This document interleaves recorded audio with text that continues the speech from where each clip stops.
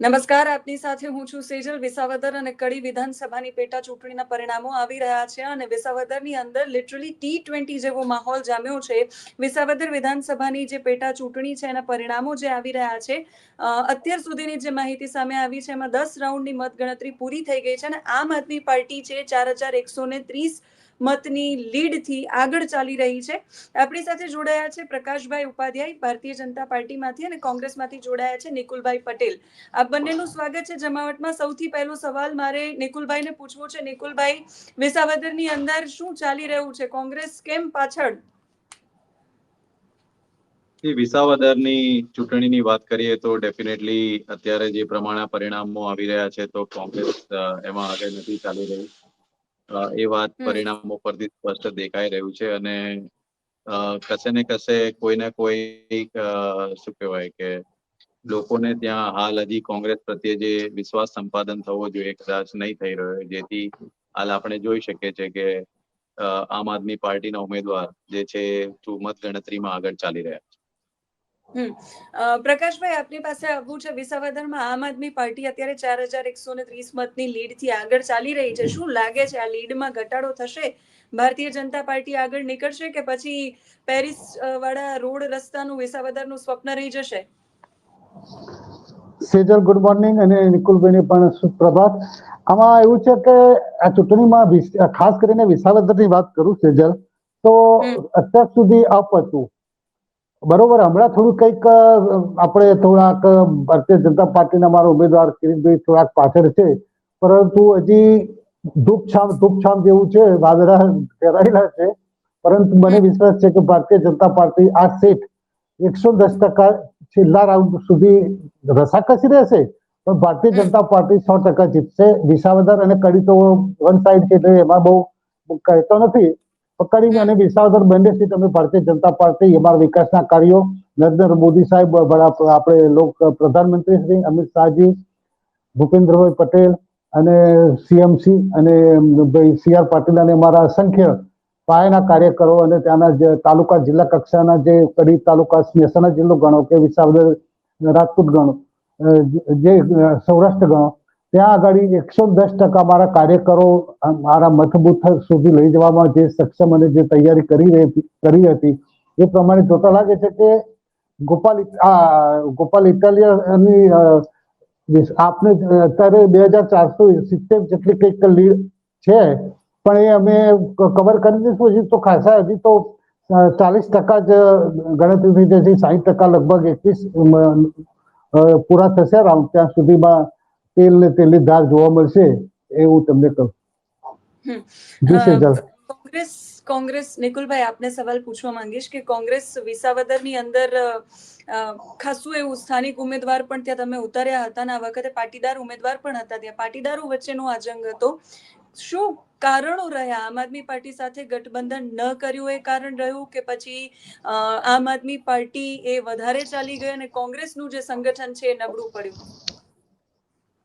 આમ આદમી પાર્ટી જોડે સંગઠનનો કોઈ પ્રશ્ન ઉદ્ભવતો નથી, કારણ કે 2022ના પરિણામો આપણે જોયા ને ત્યાર પછી કેન્દ્રીય લેવલ પર બી આમ આદમી પાર્ટી જોડે ગઠબંધન હતા, પરંતુ ઉત્તર દિલ્હી હોય, ત્યાર પછી બીજા વિધાનસભા હોય, ત્યાં કોઈ પણ જાતના સુમેળ નતા અને હવે સ્પષ્ટ નક્કી છે કે બંને ઇન્ડિપેન્ડન્ટ ચૂંટણી લડવાનું છે. વાત રહી ભારતીય રાષ્ટ્રીય કોંગ્રેસની, ડેફિનેટલી અત્યારે હાલ જે પરિણામો કડીમાં અને વિસાવદરમાં આવી રહ્યા છે, બંને કોંગ્રેસના પક્ષમાં નથી. બંનેમાં ખાસા માર્જિનથી કોંગ્રેસના બંને ઉમેદવારો પાછળ ચાલી રહ્યા છે. તો કશે ને કશે ડેફિનેટલી સંગઠનાત્મક રીતે કે ઉમેદવાર ના લોકપ્રિયતાના લીધે કે કોંગ્રેસના પોલિસીસના લીધે કશે ને કશે આત્મમંથન ને આત્મચિંતનના જરૂર છે અને કરીએ છીએ. એના ભાગરૂપે આત્મસૃજન અભિયાન જે શરૂ કરવામાં આવ્યું છે, જે આવનારા વિધાનસભાના ચૂંટણીને ધ્યાનમાં લઈને, તો અહીંયા આ બંને વિધાનસભામાં જે પરિણામો આવ્યા છે એના આધારે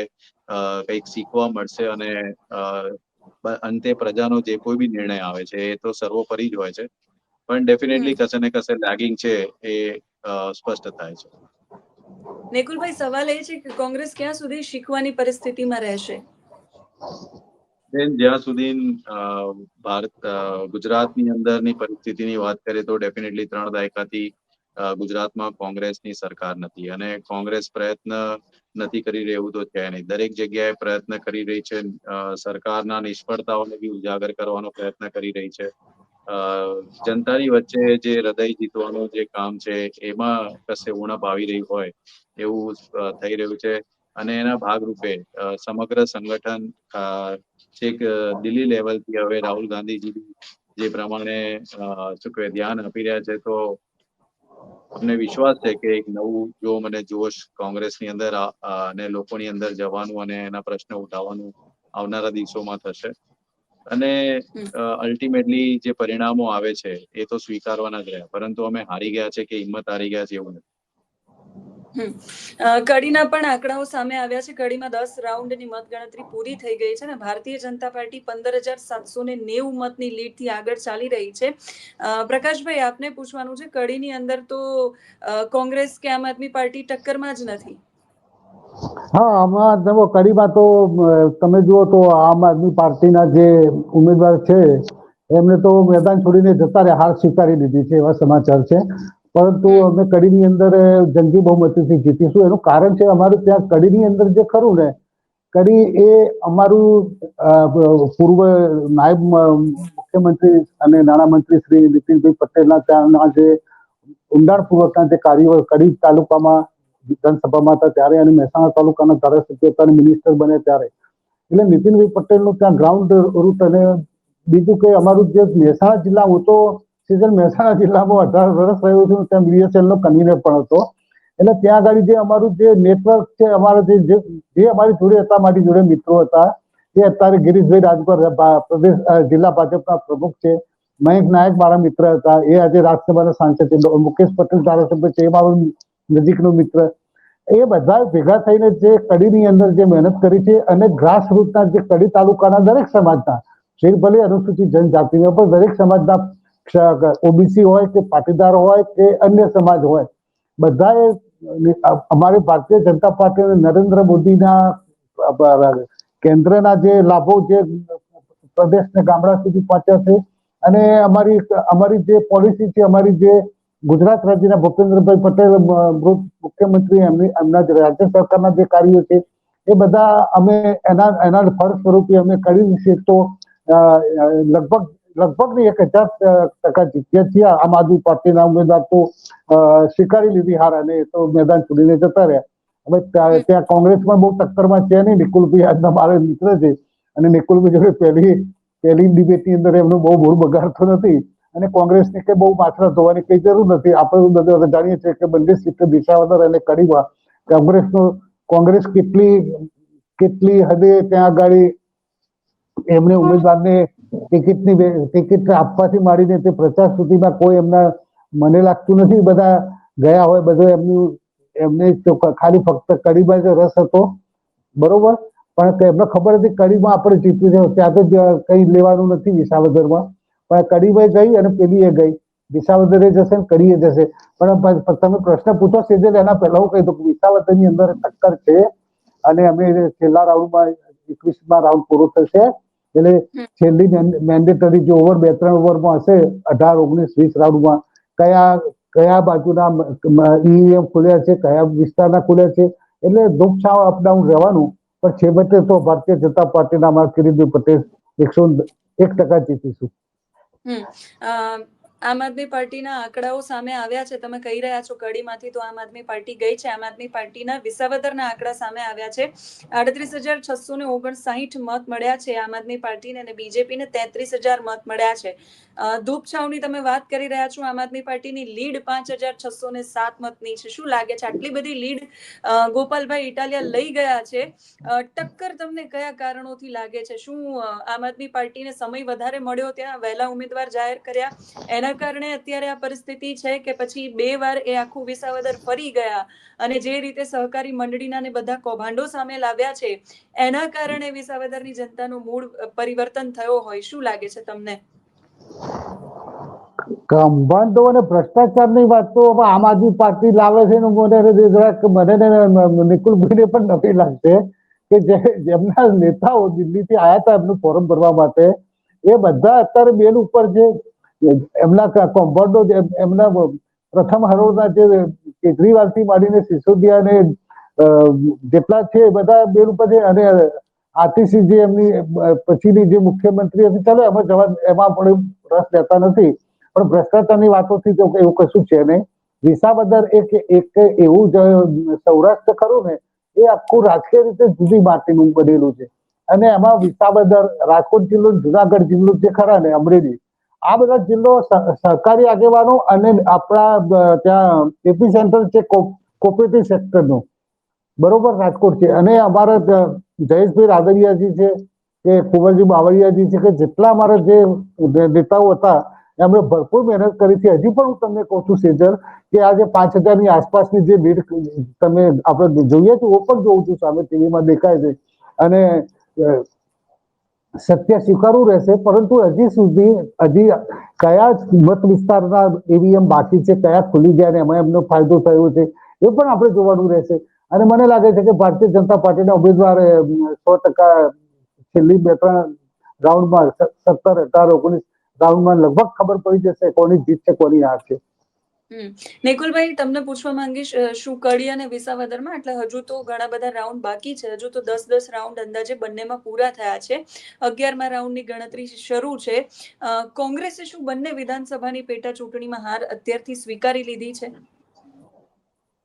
બંને વિધાનસભાના ચૂંટણી ગણતરી ચાલી રહ્યા છે અને ઓલમોસ્ટ અડધા રાઉન્ડ પતી ગયા છે.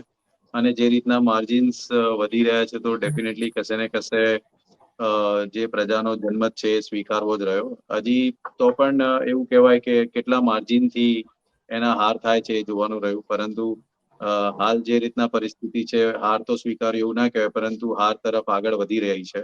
અને જીતવાનો પ્રયત્ન હવે તો કેટલા રાઉન્ડ અડધા બાકી છે એમાં ખબર પડશે. પરંતુ તમે જુઓ, હાલ અમારા જે તમામ જિલ્લા પ્રમુખોના જે નિમણૂક થયા છે એની અંદર એક સામાજિક સમરસતા કોંગ્રેસે એક પ્રયત્ન કરીને લોકોને બતાવવાનો પ્રયત્ન કર્યો છે કે જ્યાં 8 જિલ્લામાં પાટીદારને જિલ્લા પ્રમુખ બનાવવામાં આવ્યું છે, 5 જિલ્લામાં ક્ષત્રિય અને 2 બ્રાહ્મણ ને 14 ઓબીસી ને 7 જેટલા આદિવાસી નેતાઓને જિલ્લા પ્રમુખ બનાવ્યા છે, અને અનુસૂચિત જાતિ એટલે શેડ્યુલ કાસ્ટમાંથી 4 જેટલા લોકોને, એટલે તમામ 41 જિલ્લામાં આ વખતે જે 2027ના ચૂંટણીના ભાગરૂપે અત્યારથી જે તૈયારી કોંગ્રેસ કરી રહ્યું છે એના પરિણામો તો જોઈશું. પરંતુ જે પ્રયત્નો છે એ ચાલુ જ છે. એવું નથી કે અમે કોઈ પણ પરિણામથી નાસીપાસ થઈને, નિરાશ થઈને અમે ઘરે બેસી જઈએ છીએ. અમે અમારા પ્રયત્ન ચાલુ જ રાખીશું. અને મારા મિત્રને જણાવીશ કે આ મારી બીજી ડિબેટ છે, પહેલી ડિબેટ નથી. પહેલી ડિબેટ ઓલરેડી થઈ ગઈ છે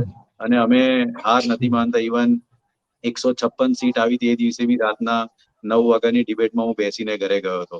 એટલે જોશ અને જોમ બંને ચાલુ જ છે, કારણ કે અમે એક એવી શક્તિ જોડે લડી રહ્યા છે કે જ્યાં અમારો જોશ અને જુસ્સો કદી ખોવો ના જોઈએ. કારણ કે કોંગ્રેસ મુક્ત ભારતની વાત કરતા ભારતીય જનતા પાર્ટી આજે આપણે સૌ જાણીએ છીએ કે શું પરિસ્થિતિ છે.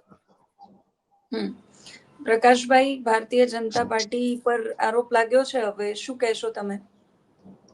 ના, આરોપની વાત તો બરોબર છે, પણ મારી પહેલી ડિબેટ હતી એટલે બરાબર નિકુલભાઈની પણ પહેલી હશે. અને નિકુલભાઈ તો બહુ ભારતીય કોંગ્રેસના બહુ પ્રખર પ્રવક્તા છે. એમને તો મારે ઘણી ડિબેટોમાં અમે જોડે બેસતા હોઈએ છીએ. પરંતુ એ કોંગ્રેસની 156 સીટ હતી, તો એ ભાજપની 156 સીટ હતી વિધાનસભા જનરલ ઇલેક્શનમાં, ત્યારે પણ એ છેક સુધી જજુમ્યા હતા, રાત્રે સુધી, મને ખબર છે. હવે આક્ષેપોની વસ્તુ શું છે કે હવે આ જે નિકુલભાઈએ જે એમનું જે પ્રદેશનું જે જિલ્લાના પ્રમુખો બનાવે, આ બનાવે, એની આજની ચૂંટણી સાથે કોઈ લેવા દેવા નથી. હવે મતો તો ઈવીએમમાં કેદ થઈ ગયા છે અને 60% જેટલા ખુલી પણ ગયા છે. એટલે તમને પણ સારી એક પ્રદેશ કક્ષાએ મોટું કદાચ મળ્યું હોય તો તમને અભિનંદન.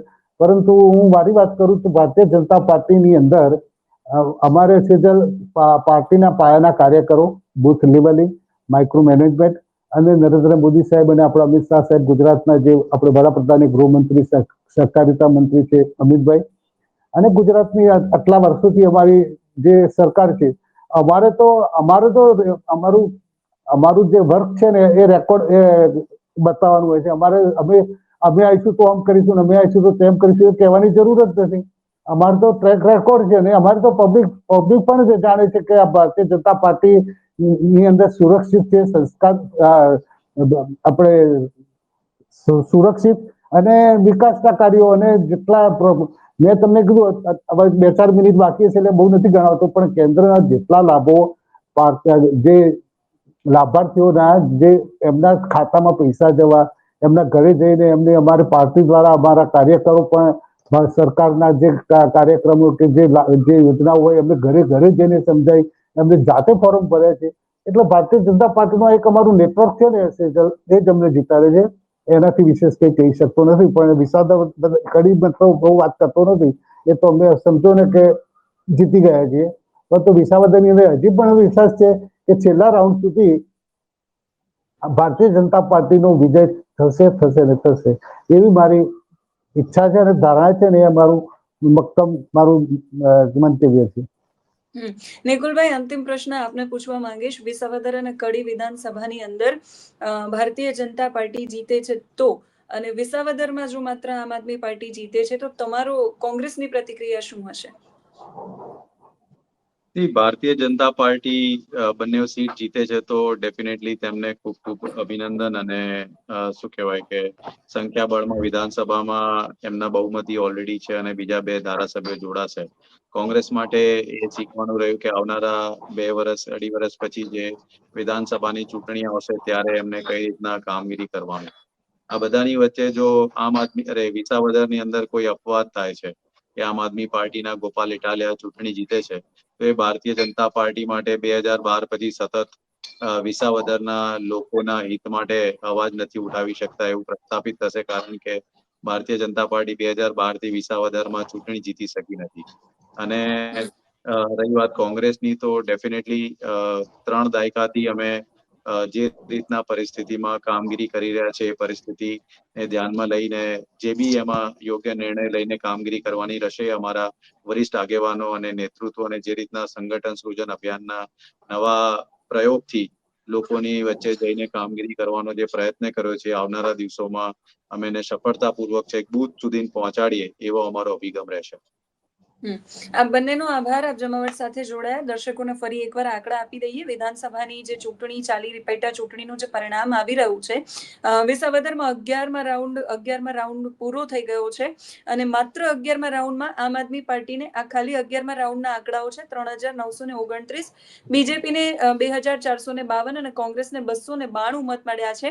કડી વિધાનસભા છે જેમાં ભારતીય જનતા પાર્ટી આગળ ચાલી રહી છે, લીડ છે 21,221 મતની છે. એમાં ભાજપ આગળ છે, કોંગ્રેસને 28,267 મત મળ્યા છે, આમ આદમી પાર્ટીને 1,314 મત મળ્યા છે અને ભારતીય જનતા પાર્ટીને 49,288 મત મળ્યા છે. અપડેટ સતત તમારા સુધી પહોંચાડતા રહીશું. તમને શું લાગે છે કે આ બંને વિધાનસભાની જે પેટા ચૂંટણીનું પરિણામ આવી રહ્યું છે, કોણ બાજી મારી જવાનું છે અને જનતાને કોના આવવાથી ફાયદો થવાનો છે, એ કમેન્ટ કરીને કહેજો. અત્યારે આ વિડીયોમાં બસ આટલું જ. નમસ્કાર. નમસ્કાર.